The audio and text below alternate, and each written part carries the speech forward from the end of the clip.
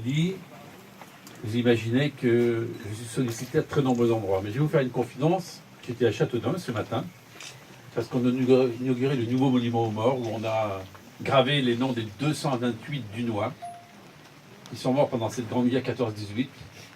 Et puis je tenais à venir à Intréville.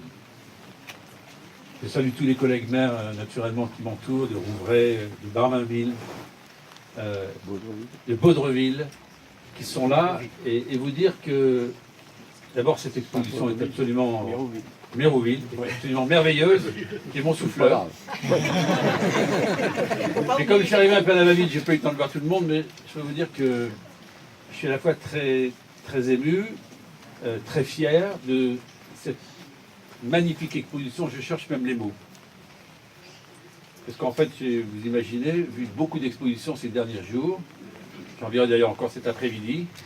Et je crois que là, une fois de plus, vous avez réalisé un travail considérable, une véritable prouesse, historique déjà.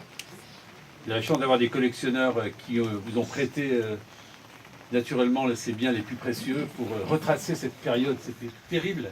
Et je vais dire un mot dans une seconde sur cette grande guerre. Mais ce travail, ça nécessite évidemment un chef d'orchestre. Je le connais bien depuis de longues années. Et tous les bénévoles qui ont passé des centaines d'heures.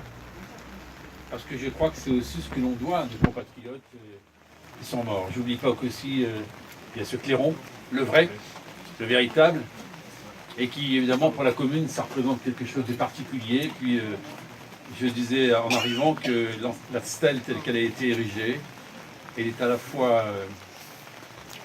simple, mais elle est tellement bien inscrite dans son terroir. Voilà, je trouve elle porte ces racines de notre terroir, auxquelles nous sommes tellement attachés, mais elle est, je sais, l'œuvre des bénévoles qui ont passé des centaines d'heures pour la faire, je crois, si mes renseignements sont bons. Voire même des milliers, mais elle porte vraiment cette authenticité dont on a tant besoin.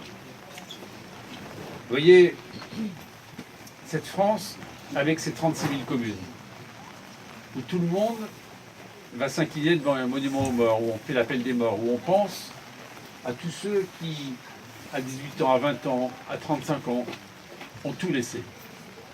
Je regardais évidemment, il y a quelques jours à nouveau les chiffres de cette guerre. Quand on sait qu'évidemment on parle toujours des 1 400 000 Français qui sont morts, c'est vrai. Il y a eu 9 700 000 morts. Pratiquement 10 millions de morts. Avec un basculement complet de la planète. Parce que je rappelle qu'à l'époque, il y avait 5 grands empires qui dominaient tout. La mondialisation, elle était là avant 1914. Vous vous en souvenez, il y a l'empire allemand qui était très solide, puissant. Il y avait l'empire austro-hongrois, qui a complètement disparu juste après l'armistice. Il y avait l'empire ottoman, qui était dirigé sur toute la corne sud et qui partait ensuite naturellement sur l'Asie. Il y avait bien sûr les Russes. Et puis il y avait l'empire britannique qui existait, la France étant à l'époque un beau pays, un grand pays, mais qui ne comptait pas dans le concert des nations. Et vous dire qu'en fait, il y a eu un désastre économique terrible, mais un désastre humain terrible. Et là, nous sommes à la campagne, dans ce monde dans lequel il y a beaucoup d'agriculteurs. N'oubliez pas que plus d'un homme sur 2 qui est mort était agriculteur. Il y a 4 millions de femmes qui se sont retrouvées veuves pendant la Grande Guerre. Il y a 900 000 exploitations françaises où il n'y avait plus de chef, il n'y avait plus rien. Et il a fallu tout reconstruire. Et on a mobilisé toutes les forces au service de l'armée, au service naturellement de la guerre. Et vous voyez, hier, il y avait une très belle expo, plus modeste, mais sur le service de santé des armées. Tout ce qui a pu être accompli comme exploit pendant ces années absolument terribles. Donc notre pays a été ébranlé comme le monde a été ébranlé. Mais ce monde, il reste fragile. Et ce que vous avez fait de merveilleux avec cette stèle, avec cette magnifique manifestation où il y a un monde fou. Et je dis au maire, en plus c'est une belle initiative de 3 communes. Je suis persuadé que cette date, elle restera. Surtout à Tréville. Surtout à Tréville, mais il y a toujours une tête de pont. Et puis après, il y a ceux aussi qui, évidemment, s'inscrivent dans l'aventure. Ça restera un immense moment. Vous savez, moi j'ai confiance dans ce pays, dans notre pays, la France, même si on voit bien que tous les équilibres sont fragiles. D'ailleurs, j'imagine qu'au Monument aux Morts, la cérémonie officielle, tu as dit dire les noms des 3 soldats qui étaient morts cette année. Voilà, donc vous voyez les opérations extérieures, on a des soldats à l'heure où on parle. Au Mali, je suis allé au Mali, je suis allé en Afghanistan. Et j'ai vu, j'étais au contact de ces soldats qui encore participent en 2018 à cette paix si fragile, à cette paix dont nous sommes tous les détenteurs et on doit tous être les passeurs d'images. Et ce qui est formidable aussi, c'est toute mobilisation des écoles, des enfants qui ont souvent lu des messages. Donc je crois que ce que vous avez fait aujourd'hui, c'est une juste reconnaissance. La lettre des poilus, il y en a qui sont extraordinairement saisissantes. Lorsque les jeunes qui ont 20 ans, qui ont 22 ans, voient leurs camarades de tranchée mourir les uns après les autres, ils savent qu'ils ont peu de chances de réchapper à ces drames, revenir mutilés, revenir avec des gueules cassées ou ne pas revenir du tout.